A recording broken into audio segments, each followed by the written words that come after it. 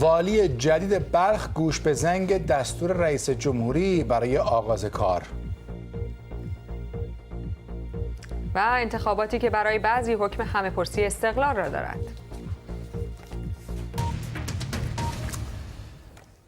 اقلیم کردستان عراق برای سومین روز صحنه تظاهرات علیه دولت و احزاب سیاسی بود، آن هم به رغم مقررات منع رفت و آمد در بعضی مناطق استان سلیمانیه. حزب گوران، دومین حزب بزرگ اقلیم، هم در اعتراض به نحوه برخورد نیروهای امنیتی با معترضان از دولت ائتلافی کنار کشید.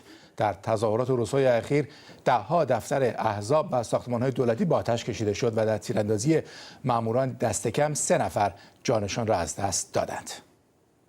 علی کریمی نویسنده و روزنامه‌نگار اینجا با ماست. آقای کریمی، شما خودتون در سلیمانیه زندگی می‌کنید، همین چند روز پیش اومدید اینجا به لندن.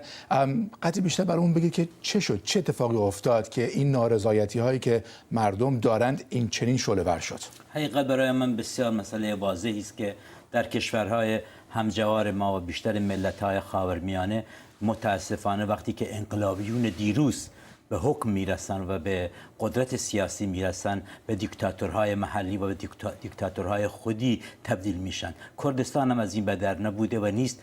متاسفانه در طول 26 سال حکومت دو حزب قدرتمند اقلیم کردستان بحران‌های بسیار زیاد اقتصادی، مالی، کلتوری، فرهنگی رو پشت سر گذاشتیم و از همه برتر رویدادهای اخیر ماه اکتبر و لشکرکشی بغداد و آقای عبادی و شکست پروژه رفراندوم مزید بر علت شد و همچنان که میدونیم در 2 سال اخیر مردم کردستان در بحران بسیار عمیق اقتصادی زندگی کردند. حقوقها بسیار عقب افتاده، حقوق کارمندان، معلمین، کارگران داده نشده و اینا همه فشاریش بر مردم. از همه بدتر این که برق وجود نداره، برق کم شده، آب کم شده و اینا همش فشارهای بسیار زیادی بر مردم رو وادار کرد که به خیابونها بیان و از همه مهمتر این که مردم دیگه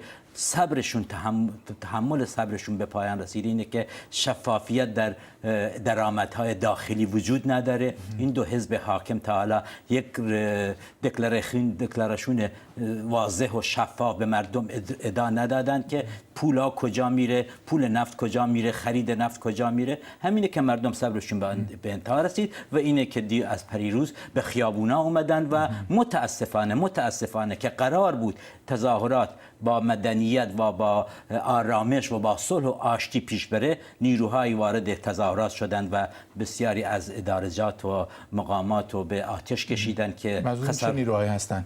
نمیدونم واقعا. آیا در کردستان عراق همه چیز محتمله، همه چیز ممکنه، چون عراق از سوی بغداد، از سوی که میخواد به اهداف خودش برسه و اقلیم کردستان رو زیر سلطه بغداد ببره، از طرف دیگر ایران دشمن بزرگی است که در همجوار کردستان زندگی میکنه و مرتب از طریق نفوذی ها و اطلاعاتی ها قاسم سلیمانی ها در کردستان عراق میتونه بیاد و بره و همه اینا تأثیر داشتن و حتی نیروهای خودی هم میتونه امکان داشته باشه که مردم رو از یک راه مسالمت آمیز آشتی و طرح خواسته های خودشون به خشونت، به آتش کشیدن و به خرابی ببرد. اینه که واقعا اونهایی که تظاهرات رو سازماندهی کردن واقعا در این فکر بودن که از راه مدنی و از راه صلح و آشتی بتونن به خواسته های خودشون برسن و این دوتا قدرت محلی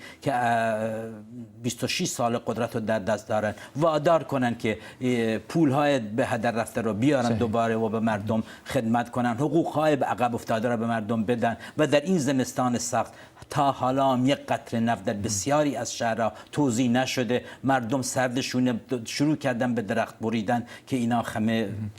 چطور شد اعتراضات بیشتر در سلیمانیه متمرکز شده با اینکه اربیل که دست دولت حزب دموکرات کردستان عراقی که دولت رو هم در دست داره، چطور اونجا بیشتر آروم بود؟ در حقیقت این سوالی است که بسیاری در مورد متوجه ما میشه. حقیقت این شهر سلیمانی از دیرباز یک شهر انقلابی، یک شهر یعنی پر جنب و جوش، پر از روشنفکر و این از خصایل قدیمی بسیار. اگه برگردیم به 120-200 سال قبل، شاعرهای بسیار بزرگ، روشنفکرهای بسیار بزرگی از شهر سلیمانیه اومدن و همش در تاریخ ثبت شده است. این از یک طرف. و از طرف دیگر هم باید واقعا بگیم که از اول حکومت اقلیم کردستان از سال 1991 یکی از نیروهای بزرگ عمده کردستان که اتحادیه میهنی بوده، اتحادیه میهنی متشکلی بود از انواع احزاب چپ، سکولار و احزابی که دور از مسائل خانوادگی و اینا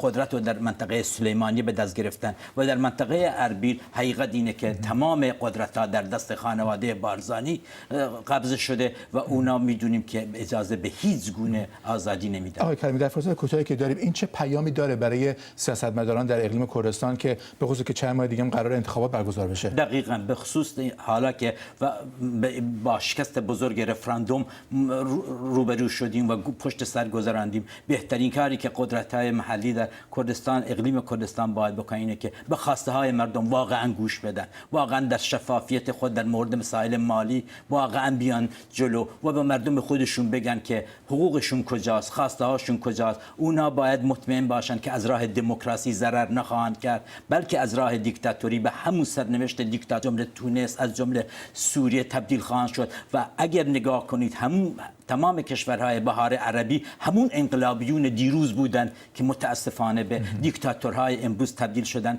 و دو تا قدرت کردستان عراق هم باید اینو جلوی چشمشون داشته باشن که باید بترسن از اینکه خشم مردم دیگه لبریز شده. علی کریمی، متشکرم از صحبت با ما.